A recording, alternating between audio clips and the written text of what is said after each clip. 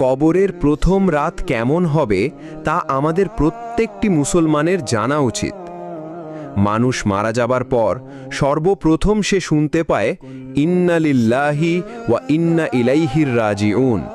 তখন সে মনে করে এটি একটি দুঃস্বপ্ন, সে মরেনি, সে এখনো জীবিত রয়েছে। তাই সে তার পরিবারের লোকেদের বলতে থাকে, আমি মরিনি, আমি এখনো জীবিত রয়েছি। কিন্তু আফসোস, কেউ তার ডাক শুনতে পায় না।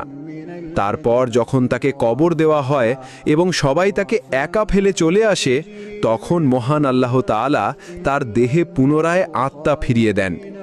তখন সে ভাবে তার খারাপ স্বপ্ন শেষ হয়ে গেছে, এখন সে ঘুম থেকে জেগে উঠেছে। তাই সে আল্লাহর কাছে কৃতজ্ঞতা আদায় করে। তারপর সে তার শরীর স্পর্শ করতে থাকে এবং বলতে থাকে, আমি তো আমার বিছানায় শুয়েছিলাম, এটা কোন জায়গা, আমি এখন কোথায়?